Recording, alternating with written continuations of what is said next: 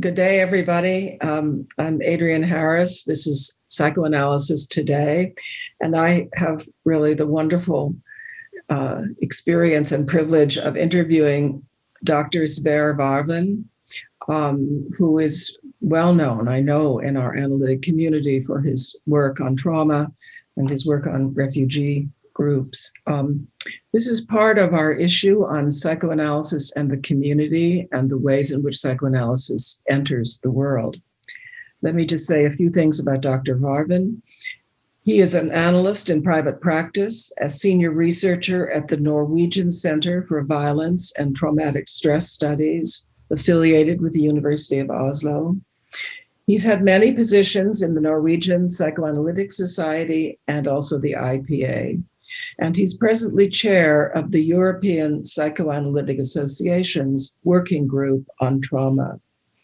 I'll just mention two of his many books, Flight and Exile, which is published in Norwegian, and a book that he edited with Bamuk Volkan, Violence or Dialogue. He's also doing a lot of consulting and research with Vladimir Jovic in the Balkans, and is a very active clinician, researcher, theorist in the whole experience that migrant persons and peoples are having. So let's begin. And I want you just to start and tell us about your work with consulting and doing work with refugee groups and refugee camps. I was particularly interested in your ideas that the trauma to which migrant persons are susceptible is very particular. It's actually somewhat different from the other more ways, PTSD, that we think of trauma. So your ideas involve a lot of experiences of the body and time. So I'd like to hear your thoughts about this. Thank you so much for being with us. Well, I think that we have to, when it concerns trauma and refugees, but I think also trauma in general, that we have to take the context much more into consideration. And there is a special context for the traumatization of those who become refugees and then live in exile. And the context is first of all, that the society they come from there has been war. They have been exposed to quite violent actions from military forces. Many have been in prison, tortured, and so on. And then when they flee, we can see now that there is an increasing violence against refugees on flight and increasing possibility for severe damage and death. One must understand this traumatization as a violation of their human dignity. That's why we call it human rights violation. And it is in a context where they are treated as lesser human beings, what we call dehumanization. And this creates also a kind of attack on their moral values, because they experience to be treated as not really human beings, but they see a lot of other people who are treated in this way and die. And this causes a very complex reaction, which involves not only the psychological system that we are prepared for when meeting danger, like the fight-flight reactions and what is commonly understood as PTSD, but it's attack on moral values, and it's attack on ability for relations to others, to be safe in relations, and it involves very much the body. Because the body is have different causes, of course, but very much because they are very isolated in their experience of being traumatized, and the body takes over. And it's a rule that those who are being traumatized in this way, they have bodily pains of different sort for many years, in addition to an increased bodily physical illness. So that it's sort of dangerous to their health, that the idea that this experience would undermine ongoing health and viability. Yes, that's the danger. So, and of course, it's what is the most important in trying to help or help these people is to try to make conditions so that more resilient forces can be put in motion. And these are forces that operate on a bodily level and as well as a mental level. But it's very much dependent on a positive social context.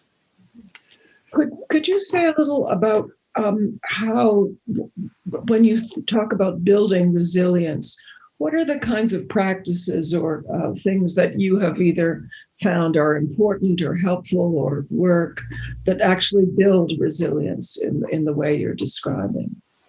Well, I think that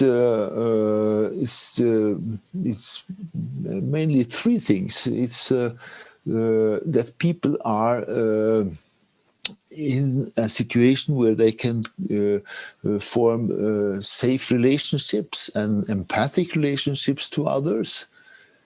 And the second thing is to give people as much control over their situation as possible, because they have lost almost all control. So when they can do things, they can change things in life, then there is a possibility to build up competence.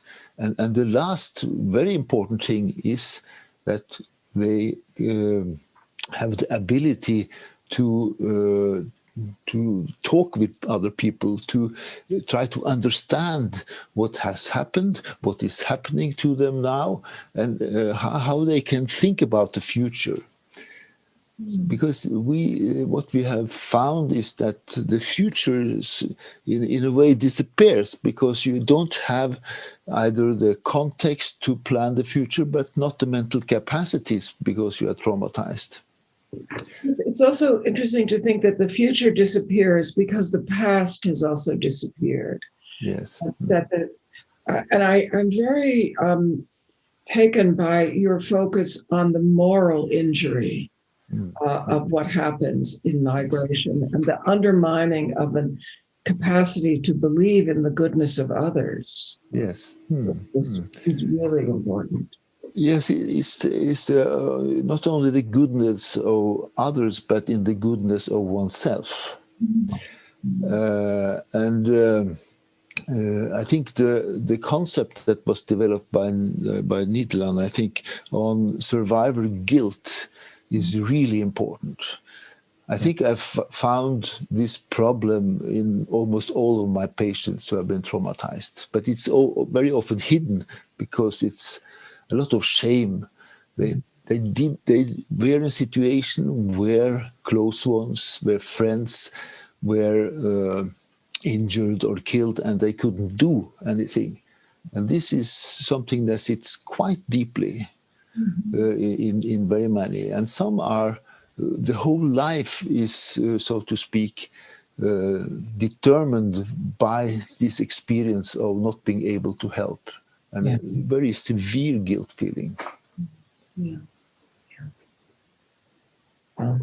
It seems important to say and to notice.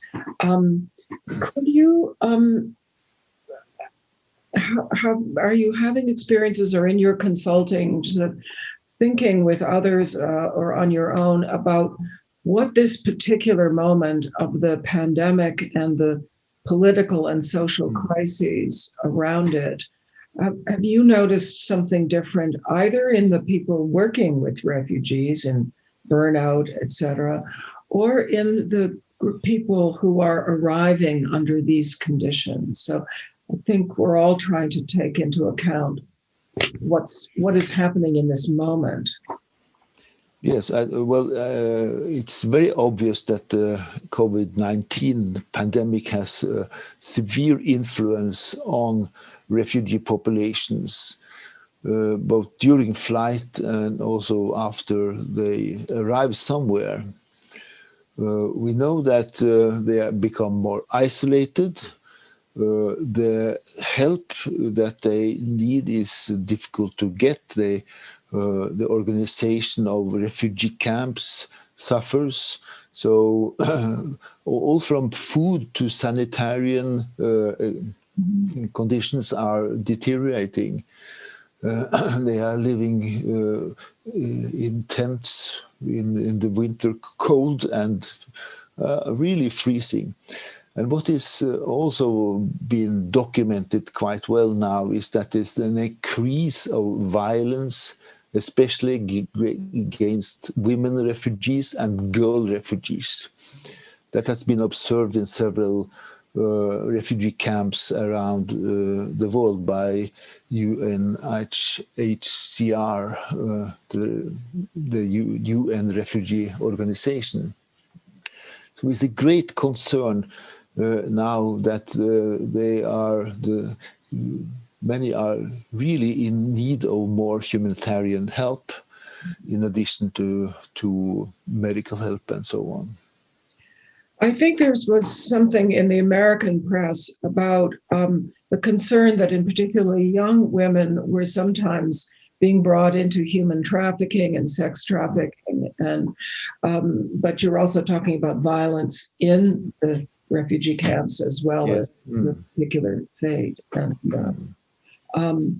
And in your view, what is being done to address any of this in more, what would be some explicit ways that either it is or isn't being addressed?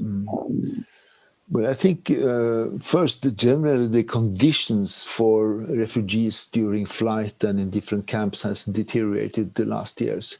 Now the concern is to try to keep refugees away from the West. And this means that they are put in camps around Europe, for example, North Africa and the Middle East, where the conditions are quite bad. And in this situation, the human smugglers are very much governing the situation, and they cooperate with this organization who are taking women and girls for trafficking and so on. So this is a problem that has increased. So on a general level, of course, the best thing would be then the prevention would be to make generally the conditions better for refugees. But that's not the policy now. So the policy is producing, you can say, human suffering on a very large scale, including that many are kidnapped, so to speak, into trafficking and similar things. Wow. So I guess this makes me wonder about the impact of all this on the healthcare workers, people like yourself and the people that you're, train, and how are people who are actually either the psychological or physical healthcare workers, how are people managing in this moment, which sounds so catastrophic? Yes, and that is actually a big problem, because it's because of the COVID, the support that one usually could do by traveling to where they work in the refugee camp and give supervision or support and so on is no longer possible. But it's lots of things going on online, or support groups and so on. But the health workers are very much affected by the general policy in many places.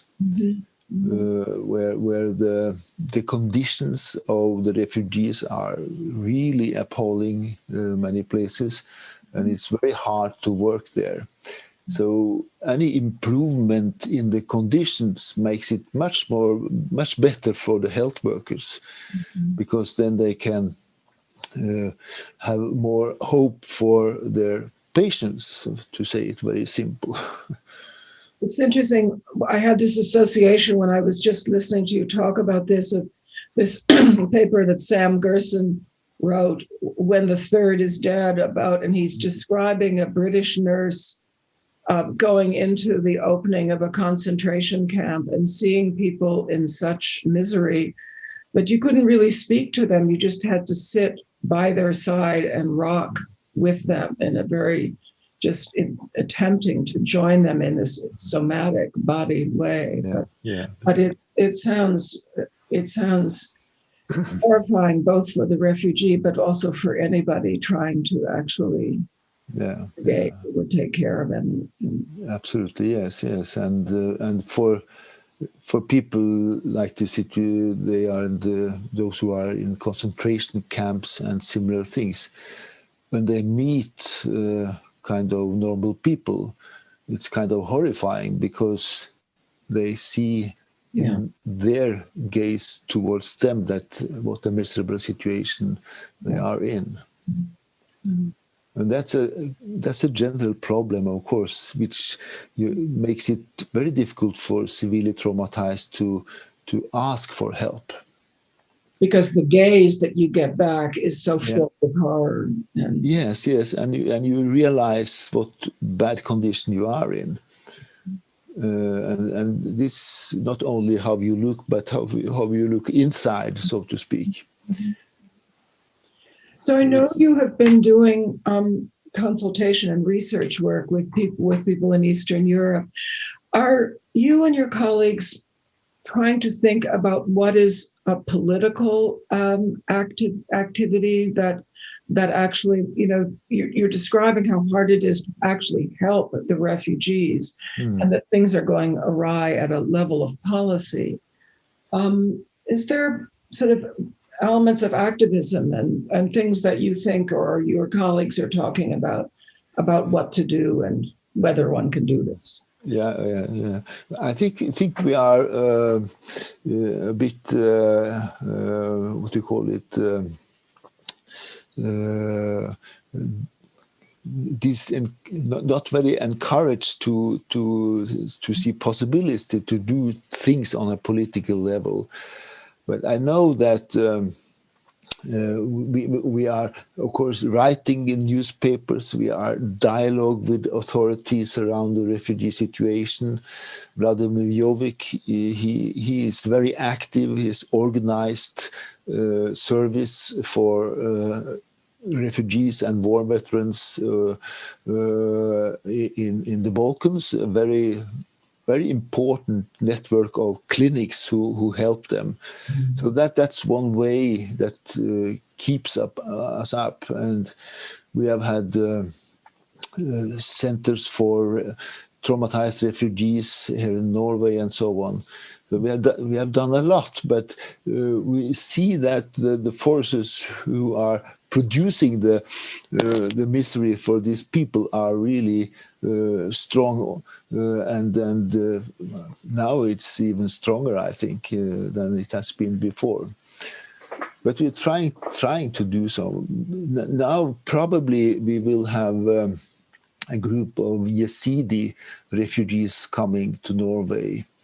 And we have done research on Yazidis in Kurdistan, Iraqi Kurdistan, interview that's women and children who have been imprisoned by the IS, ISIS, have been in slavery, sexual slavery, you name it. It's really terrible. And then we try to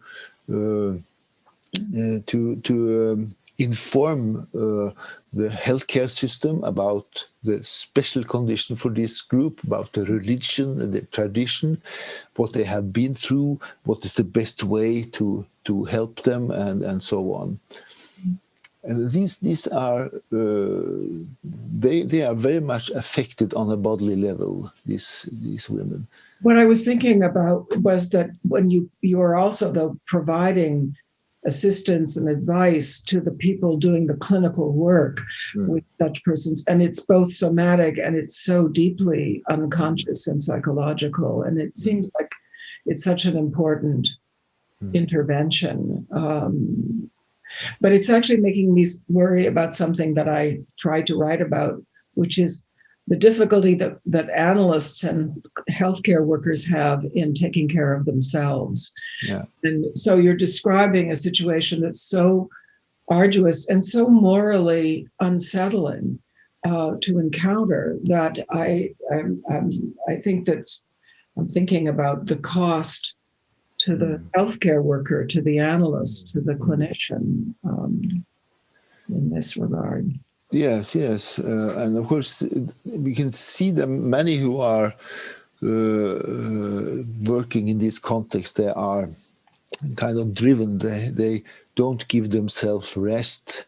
You have to say to people, you have to go on vacation. You should stop now, because people are very concerned, and you feel guilt, of course, when you are in a good condition relatively yourself, and then you see people are suffering so much. And this is a special countertransference, you can say, that you have to work in when you're helping people. It's such an important point, and yet it's so hard for us as a profession to be self-caring as well as Too much. Wow, this is a lot to absorb. But really, I think for you to be telling us this and giving us a kind of vision into what is happening to refugees, to healthcare workers, to our culture and to our world, I just am very grateful to you. And it's a lot of very painful things to absorb. And I think it's sort of how do we maintain our moral compass with so much terrible disarray? Is it, how do we help others, but how do we also stay healthy? Yes, I think that's really important. Self-care, and to really have kind of backing. For me, it's family. Yes. And music. So. Thank you so much for this interview. This was really helpful, and I think it will really open a lot of information to our community. And I'm just very grateful for you taking the time. And thank you. Thank you very much.